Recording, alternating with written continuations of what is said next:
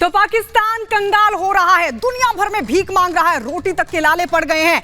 और इसी के साथ जिस तरीके के हालात पाकिस्तान में बने हुए हैं, इसी के साथ वो भविष्यवाणी भी सच होती हुई साफ हो रही है पाकिस्तान के बारे में, जो 2019 में हमारे देश के यानी भारत के प्रधानमंत्री नरेंद्र मोदी ने पाकिस्तान को लेकर की थी। आइए इस रिपोर्ट में आपको दिखाते हैं।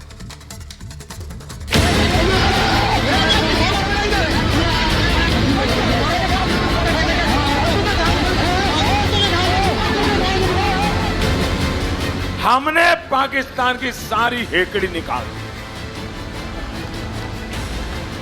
उसे कटोरा लेकर दुनिया भर में घूमने के लिए मैंने मजबूर कर दिया है।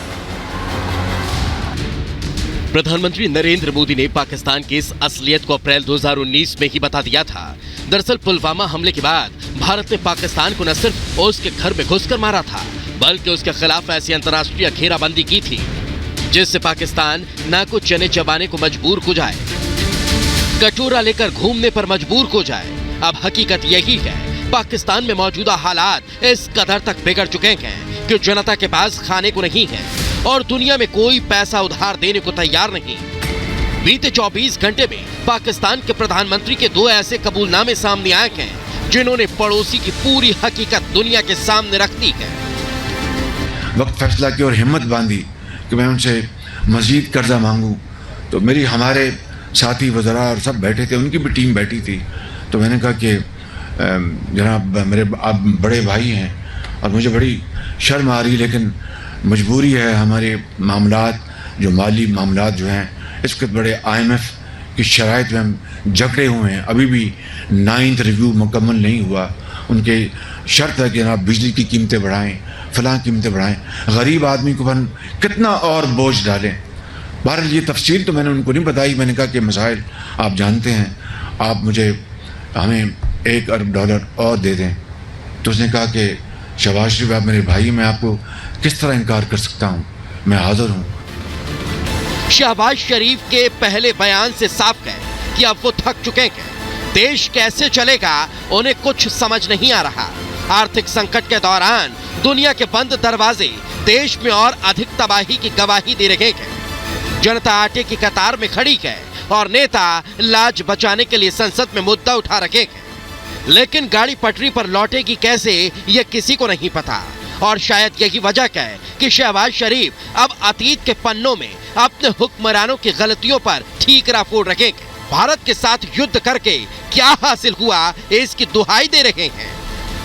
We had 3 wars with India, 3, and the consequence of those wars, as a result, it only brought more miseries to the unemployment, two nations, poverty, and millions were demoted from their level of satisfaction to a low level of satisfaction.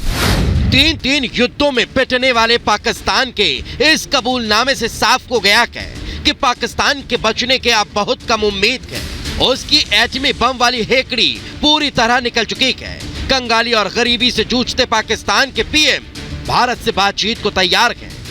My message to the Indian leadership and Prime Minister Modi is that let's sit down on the table and have serious and sincere talks to resolve our burning issues.